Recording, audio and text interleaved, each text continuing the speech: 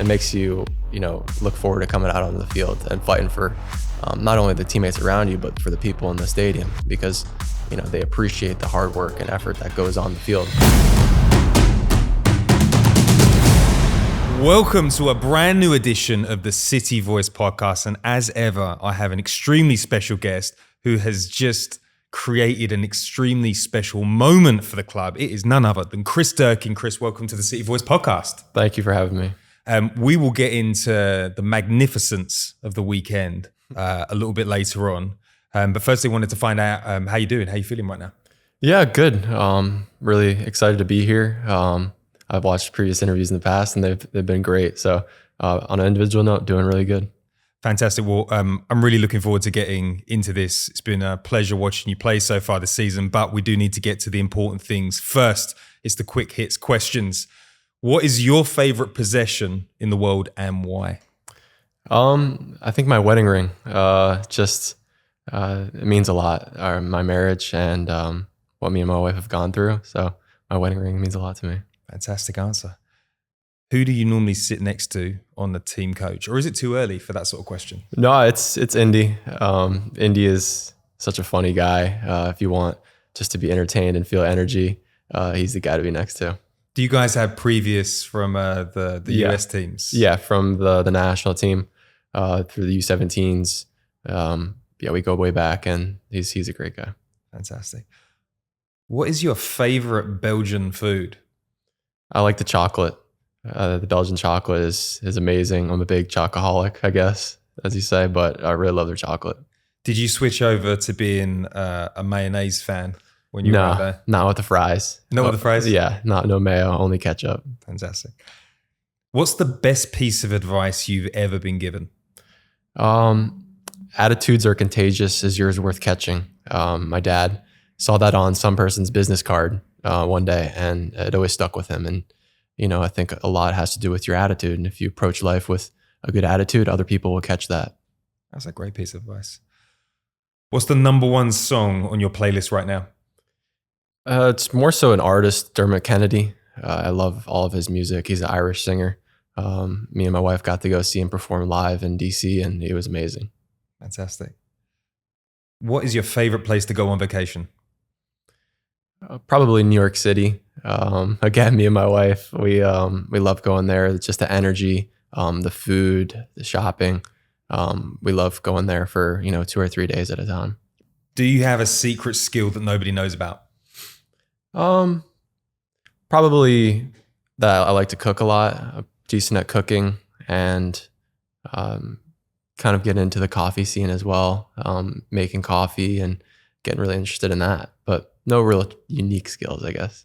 This is a bit of a softball question, but do you have a favorite coffee shop in St. Louis that people should go and visit? Yeah, Black Lab. My wife works there, and it's a good shop. Tommy's a good guy, the owner of the shop. Brilliant. Okay, let's move into the podcast. But before we get started, I did want to talk about the Miami game. You got to play against some of the greats at the weekend. You guys did fantastically well. What was that experience like? It was incredible to be on the field with just the elite talent that was across the field from us. I was really happy with the mentality of the guys, not to bow down or anything like that, just to face the game head on, like they were just normal players to play against. We played against them well, and looking back on film, watching them over again, just things to learn from them as well. So it was an amazing experience. A lot of City fans were there too, which was really cool to see when we felt that support. So it was an awesome experience. What's the feeling like before a game like that? Do you get nervous, or are you at the point where you get excited? Yeah, I think it's just an awesome opportunity. It's something to prove. And as competitors, as elite athletes, you always want to play against the best and, compare yourself with the best. Going out on a field like that against Messi and Busquets, guys I've watched play my whole entire lifetime, it feels like, how do I stack up against them? And I know they're getting older, but you see on the field, they're still pretty sharp. Talk us through the goal. You scored a goal in preseason, and in the front office, we were like to see a bit of that this season. And my word, was that a banger. Talk us through the thought process.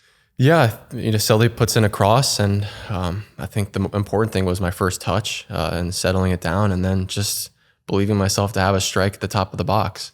Like you said, I'd done it in preseason before, so it was almost identical. But I think I wrapped my hips around it more this time.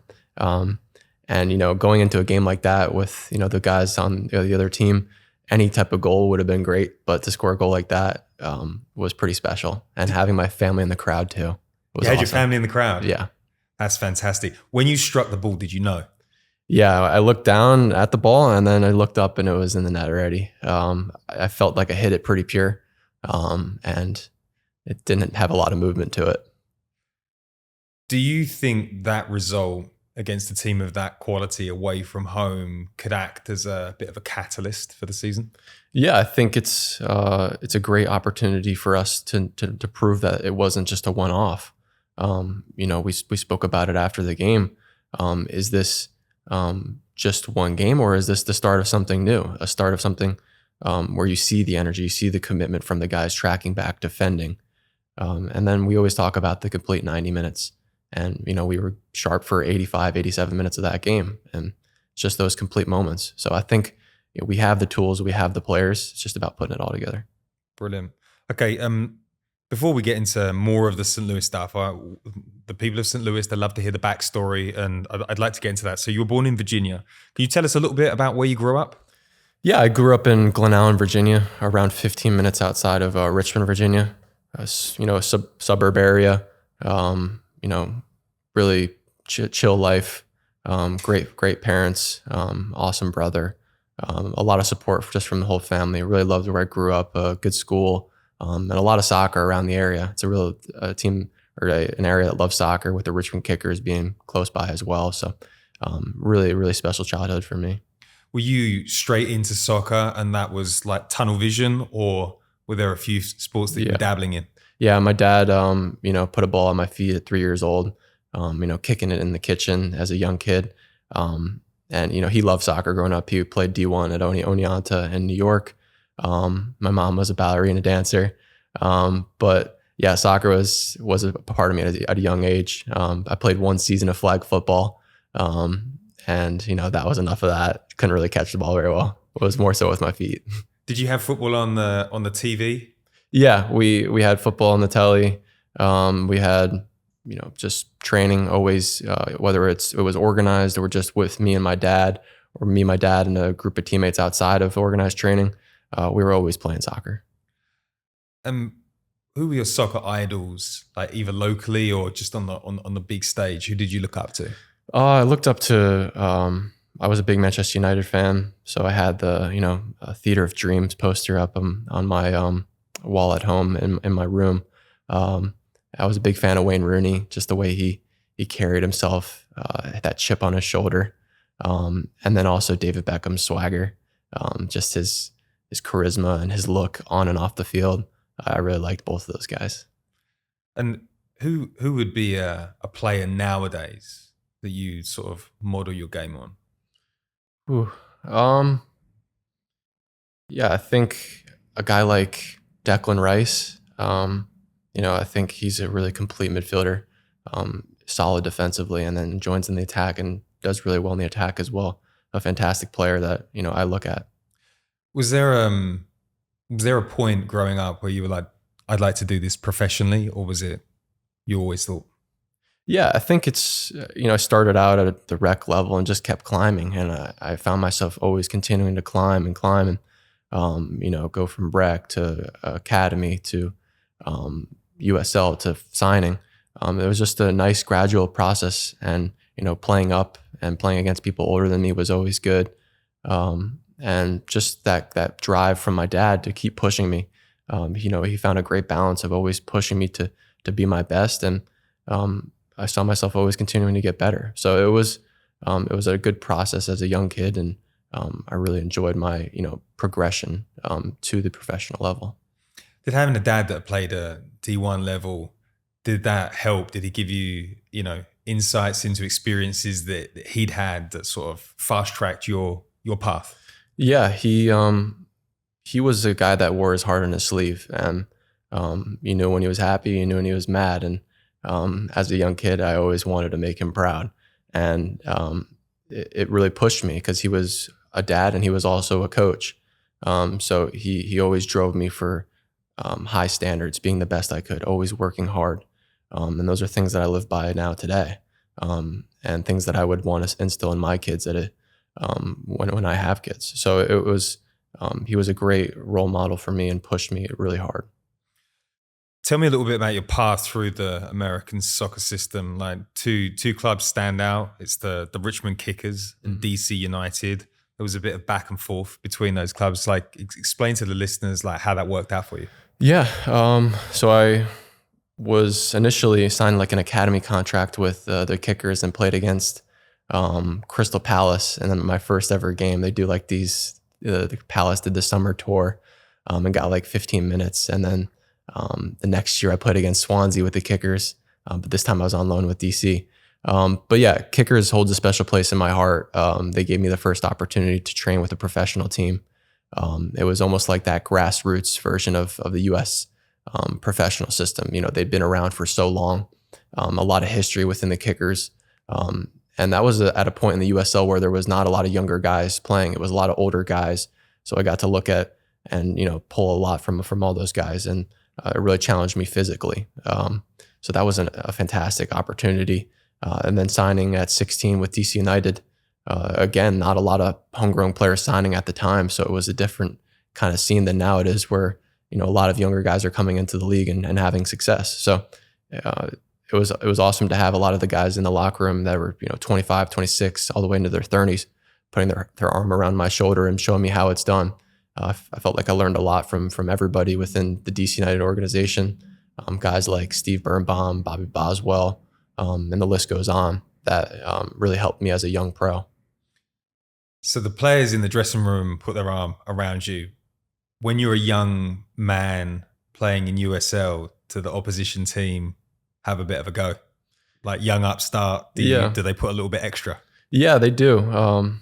Everybody always puts in a bit of more of a shoulder into a guy to prove like, hey, this is what it's like around here. And, you appreciate that and the aftermath of it all and see that it really challenged you and you kind of see who you are. Do you rise to the occasion or do you crumble to, the pressure around you? And experiencing that at 15, 16, 17, it really molds who you are and it shapes the type of mentality that you have. Talking of pressure, you were signed very young. There's a lot of expectations put on your shoulders from a young age. How did that impact you and how did that affect your mindset? Like it's a lot to deal with, right? Mm-hmm. Yeah, it was a lot to deal with. I started my first game in the MLS at 18 years old. So, I signed at 16, but had that pathway and, had the U17s with John Hackworth to really grow more as an individual.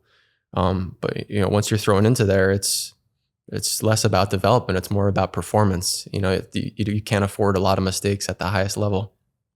So it was really about sinking or swimming, and it's a lot of pressure, but, it's the saying, pressure makes diamonds. I think you got to embrace that pressure and it gets the most out of you if you really, truly care. And, the coaches will put you out there when you're prepared for it. And they felt like I was. So it was an awesome just growth opportunity for me, young in my career, to prove who I was, not a whole lot to lose. And I was really happy with just the start of my career. At 18 years old, where do you need to grow the most, fastest? What's the biggest difference between an 18 and 22-year-old? Yeah, it's kind of like a reset because you're 16, 17, 18 playing in the academy and you're the best player maybe on the field or you have the most impact on the field. But then it's like, how can I find my role within now starting over again? And, there's star players all around you or guys that have been in the league for numerous years. How can I find my role in the team as quick as possible? And also just adjusting to the speed and physicality of the game. When guys are bumping into you and physical duels, aerial duels, all that, you got to be, it's not how strong you are, it's also how smart you are in dealing with those types of situations. So there's a lot to grow from, but when you're thrusted into those environments, you learn a lot quicker. Did you ever have any doubts that you had what it took to make it at the highest level in North America? Were there any moments where you leave the pitch and be like, wow, I've got a long way to go? Yeah, it's unfortunately, soccer career is a big roller coaster. There's a lot of ups, there's a lot of downs, and the downs are definitely difficult. There's times where you walk off the pitch and you're like, do I know how to play soccer? I've played soccer since I was 3 years old, but it's the same thing where you score a goal and you're like, I'm the best player ever. So it's how can you find that balance between those highs and lows? That's the biggest challenge, even to me now as I sit here. It's just dealing with trying to be as consistent as possible. There was always doubts, but it was about being able to overcome failure, overcome mistakes, and then you really start to develop that chip on your shoulder that you can get over those things, and always fight on and always keep pushing. The worst thing to do is quit. Tell me about your first MLS game. Like, is it clear in the mind? It is. It was my debut was in Orlando in 2018, and I was called over to the bench and given a bunch of instructions, and didn't remember any of those extra instructions when I went onto the field. It was just, my mind was racing, and I think I touched the ball maybe 2 or 3 times, and I think all those balls just ricocheted off my foot. So it was a memorable one in the sense that I could tell I was nervous. But just being out there and all that hard work to get out onto that field was something special. And then the next game I made my debut in my start against Columbus Crew, and had a really good game. So I was really thrusted into it pretty quickly, it felt like, but it was fun. Who was the first person you spoke to after your debut? Probably my dad. How was he? Yeah, he was excited, but he was the type of guy that's like always on to the next one. When you sign your contract, it's like, all right, now you've proved nothing. Now you just you just got into the door. Now it's what are you going to do when you actually get into the place? We always had that what's next mindset, and I think that's important to never be content. Did you have aspirations to play in Europe? Yeah, I always had aspirations, being able to be in the U17 pool and the national team, and playing against other international teams, other European teams, especially overseas. You could tell their quality. Being able to play against the U17 English national team in the World Cup, guys like Jadon Sancho, Phil Foden, Callum Hudson, guys like that, you could tell the level was really high. I wanted to push to get there. And like I said, I had the theater of dreams on my wall as a kid, and that was the dream to play in the Premier League. So I always had that ambition to go over to Europe. And you hadn't played a lot of games for DC United, and a call did come. Talk to me about how this loan move to Belgium came about. Yeah, it was. I got injured in a game in the MLS, and they brought in a couple more midfielders, and I felt like at that time, 18, 19 years old, I needed to continue to get game time, to continue to get experiences. So the call from Sint-Truidense in Belgium came, and I thought it was a great opportunity and a middle tier team to go and get game minutes. And it was an awesome opportunity for me to go over there, as I felt like as kind of a boy and turning into a man once I got there, kind of thrusted into an environment where I'm looking after myself. I think that was a great learning process for me. And Sint-Truidense gave me the tools to have an opportunity in Europe. So I was really thankful for that. So what was the scariest part about moving? Because you got to live on your own, got to adapt to a new language, got to adapt to a squad and a playing style in a new language. Like what were the fears heading into that? Yeah, I think you listed them all. It was, I'd been used to leaving my family. I lived 2 hours away from them in DC. I lived in Florida with the residency with the national team. I was used to not kind of being around my family, so that wasn't the difficult part. It's just about looking out for myself, cooking my own food, washing my own clothes, and kind of dealing with that whole life outside of soccer too. You spend only so much time on the pitch every day, and then you got to fill the rest of your time. And how are you going to make that productive? So it was an amazing opportunity for me to grow as a human, not only just as a soccer player. When you move away and you don't have a sort of family and friendship infrastructure like you had in DC, how did you feel your time between training sessions and games? Yeah, it was a lot of video games at first, and then a guy from New Zealand came over, and he was obviously a English speaker, and we became extremely good friends. So that was awesome that we got to create that friendship over that time and kind of bond together over the same kind of experience. And then also a couple Belgian guys as well, like I became very close with. So the friendships that you make during that time, although it was a difficult time, both hard trainings and, where we were in the table at times, during all those tough times, it made us a lot closer. And it made me learn a lot more. You got a lot of minutes in the first season. What was it like on the pitch? It was tough dealing with promotion and relegation. My first year, we were towards the bottom and really trying to fight to survive. And it taught me to win at all costs. Sometimes the football didn't look pretty, but the 3 points were more important. And we luckily stayed up, and that taught me a lot. Just to bunker down and rely on the guys next to you. It was a great learning experience for me. And the move was made permanent. Was the thinking, I've done a lot of hard work here, I've enjoyed myself, like let's see if I can go again? Or how did you think about making that move permanent? Yeah, it was a wild sort of negotiation process to get the contract to go through, because it was during the COVID time. So for Sint-Truidense to shell over that money during that time, felt like they really believed in me. So I was really appreciative of that. And I wanted to stay in Belgium too. So I was really thankful to stay over there. And I felt like it was the best opportunity for me as a stepping stone to my next eventual team that I looked forward to. And Clouse was at Sint-Truidense for a bit. Did you guys cross over much? What was the relationship like there?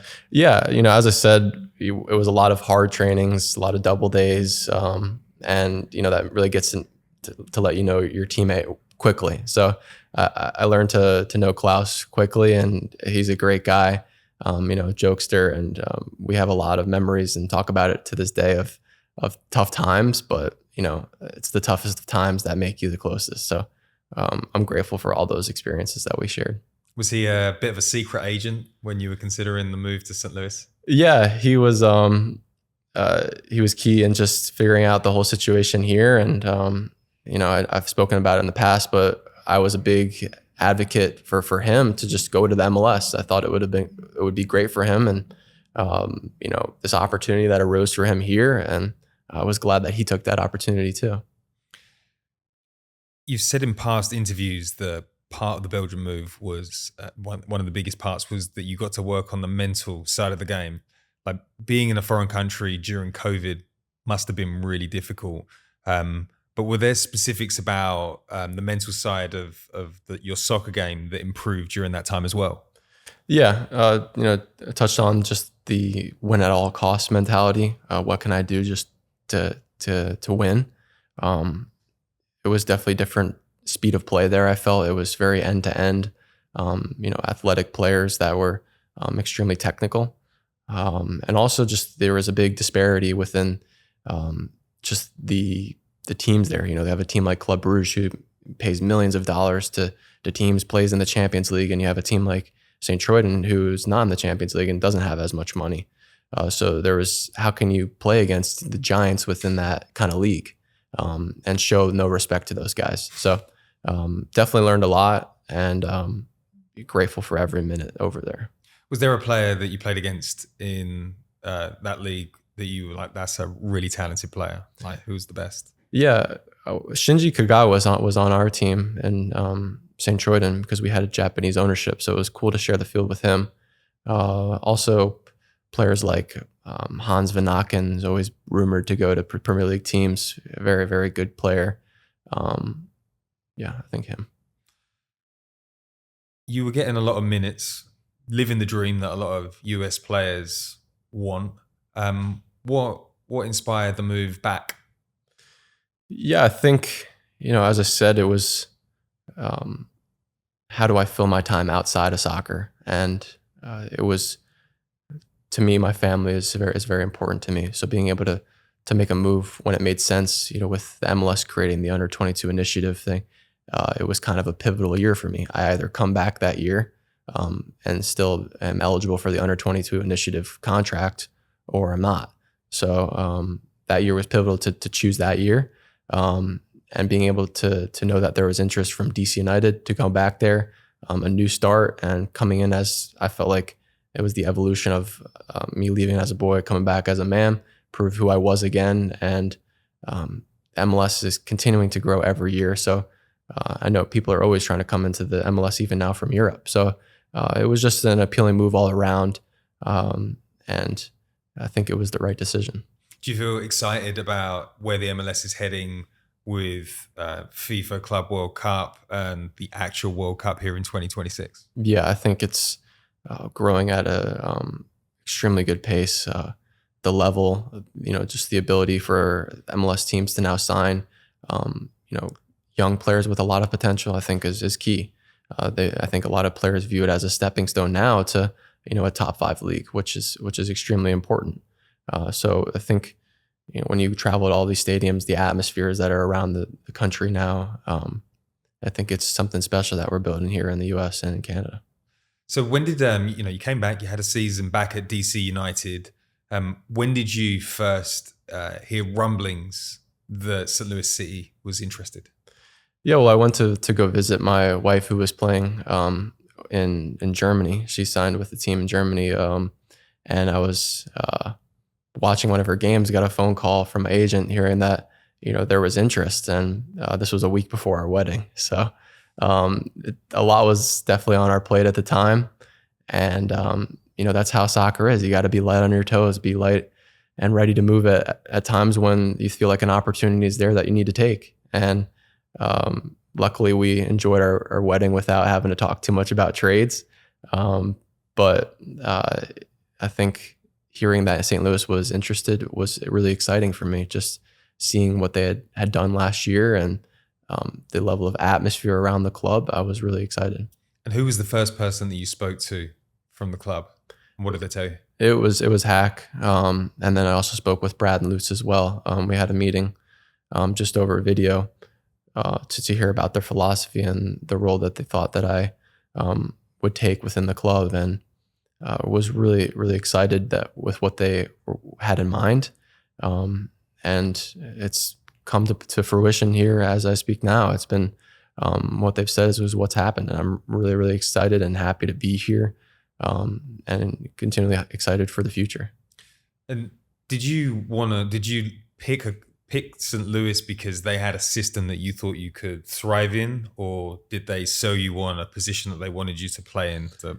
Yeah, I feel like in my career so far, I haven't played a ton of the 6 position. I've played in DC United and in Belgium, a lot of the 8 position, a lot of right mid, right wing back, which I played all over the place. And I think my flexibility has been important for my career, but I also wanted to hunker in on more of a defensive midfielder, box to box-ish midfielder player. And that's what they had in mind. And that's what I felt like my best self would be.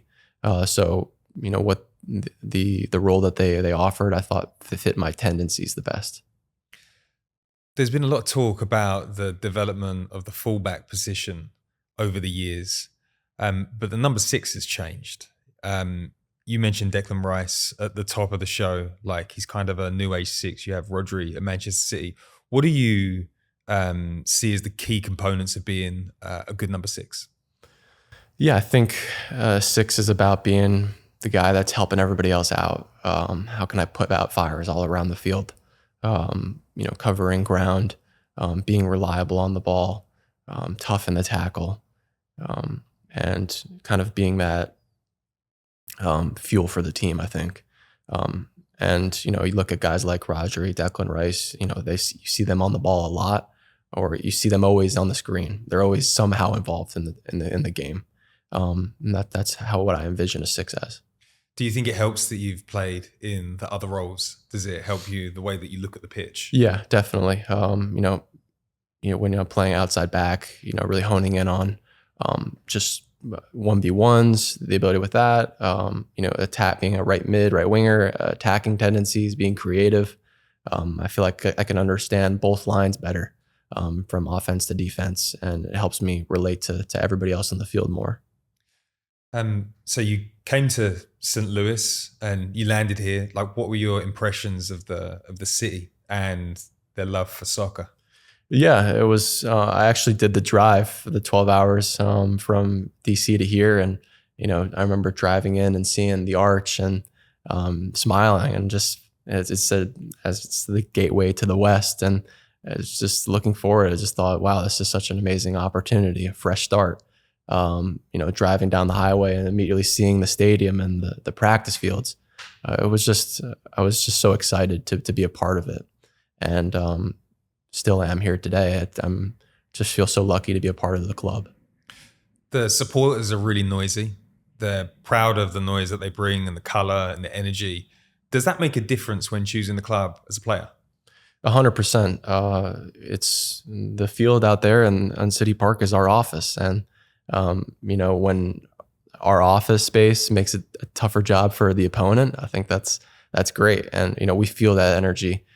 When we're around the box and we're getting shot after shot, and you feel the momentum of the crowd, it really swings the momentum into our favor. And as being a player that's played in tough atmospheres before, you feel that when it feels like your back is against the wall, and we feel like we're the ones that are leading that charge. So it's awesome.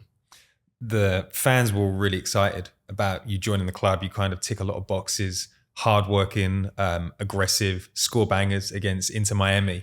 Have you felt the love in and around St. Louis? Have the fans been good to you? Yeah, they've been great. The fans have been awesome here. I think they have that Midwestern touch. I think every single Midwesterner I've met has been really nice, supportive. They always ask, "How can I help?" Have no complaints. They're running on Durkin signs. It's really cool to see, and it makes you look forward to coming out onto the field and fighting for not only the teammates around you, but for the people in the stadium, because they appreciate the hard work and effort that goes on the field. Sometimes people don't appreciate that. And you're still a young player, 24 years old. You've clocked 14,000 professional minutes since 2015.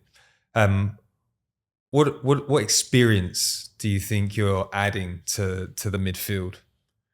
Yeah, I think 14,000 minutes as a 24-year-old, I think is great. And when you put it that way, it even surprises me. I want to be the gateway between the really young guys on the field and the older guys on the field. I think I can be that good gateway between the two. And I just want to be a guy that drives everybody, that drives the energy. I'm a guy that likes to lead by example. And I think my teammates know what they're going to get from me. So I've, through those 14,000 minutes, I've seen a lot, and not a lot surprises me. And I think that's good for, guys around me. They know that I'm not going to crumble or fall apart. I'm going to be there next to them and always giving my best.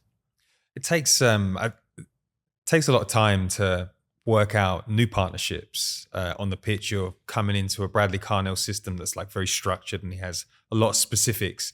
Do you feel that you are starting to work out the rest of your teammates, and they're starting to work out your game? And like, how long does that normally take? Yeah, it can take a while, especially, in Brad's system. There's a lot of moving parts, a lot of belief in the guy next to you or the guy in front of you that he's going to do your job, trusting that. And that's the DNA of our team is, the guy next to you is always going to do that work, and you're going to do that work. And the collective is stronger than the individual.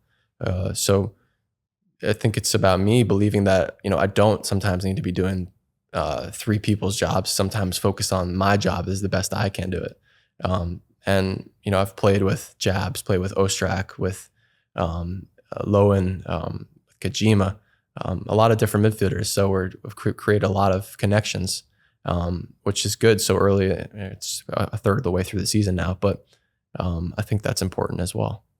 And you mentioned like the sort of playing with experienced guys and less experienced guys. I wanted to ask you a question about two players. You haven't had a lot of opportunity to play with Adu this season. What was it like playing with him at the weekend? Yeah, it's great. He's provides a level of stability on the field, and his quality speaks for itself.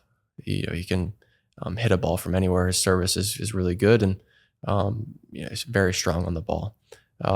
Super happy to have him back on the field, and I know that he's bound for continuing to do great things. And Jose Kajima has made an excellent start for City. He came on the pitch against Miami and impressed everybody. What do you make of playing with him and the fearlessness that he's showing in big games? Yeah, I think it's exactly what you want from a young player coming onto the field, bringing energy, fighting, providing a good amount of composure on the ball. I thought that sometimes is missing from younger players. I was really happy with how he's doing, and he deserves it. He's working really hard. He's always asking questions, maybe too many questions sometimes, but really happy for him too. So you scored a great goal. Do you want to add goals and assists to your game? Is that something that you work on, or like where's your priority at the moment as a professional? My priority is for sure winning games at the moment. I think we've let a few too many slip, and we just need the 3 points right now. And if that means a goal and assist to help, I'm all about it. But if that means putting in 5 tackles for the game, I'm all about that too. So I want to help in whatever way possible, support everybody on the field, and get back to winning ways within the team, because we deserve that. We work too hard for not to be that. How do you deal with? You've had a lot of draws this season, and it's like just nearly enough. How does that affect the morale of the team, and how do you power through that and come out the other end? Yeah, it's been strange. Drawing so many. I've never drawn so many games in a season, but Brad spoke about it earlier. You kind of learn to win, you learn to lose, and you learn to tie. It feels like we've learned to tie too much. I've been in MLS obviously for a long time, and I've never felt so much as like this season, where we've had so many good opportunities away from home. I think we've had a lot of great opportunities to win games. Now it's just about learning to see those games out and win those games. We have a ton of chances, and I think we're doing enough. It's just about being smarter in those last opportunities. So we're continually doing video, working hard on the field, trying to drive the standards of the group. And I think we're doing enough that we will turn it around and create our own luck, because we can't rely on external things outside of our building. And what does success look like for you personally this season? What would, if we were talking in December, what would good look like to you? Yeah, I think just being the best I can for the group. I'm pushing myself every day to be as consistent as possible, because, as we spoke about the 6th position, you need to know what you're getting from that guy. And that's just continuing to drive the standards. I want to be a guy that guys know, that people know, hey, Dirk's going to give us that today. He's going to give us that, and it's not going to change. So to being consistent for the group, continuing to push everybody, and helping with what Brad needs and what he sees that's missing from the group. I think we have all of the proper tools here at our disposal, and now it's just about putting it on the field and, as Brad likes to say, emptying the tank. And there's a little tradition that we have at the end of the podcast. It's your opportunity to give a message to the fans. They've got a lot of fans out there holding up signs all around the stadium. They'd love to hear from you. So I'll hand you the mic to lead out. Yeah, no, it's been the most enjoyable season of my career so far as a player on the pitch, just from the support of the fans. I really truly do feel it. The signs are amazing. The towels are really cool. And I think nothing goes unseen. Just the messages on Instagram, all that.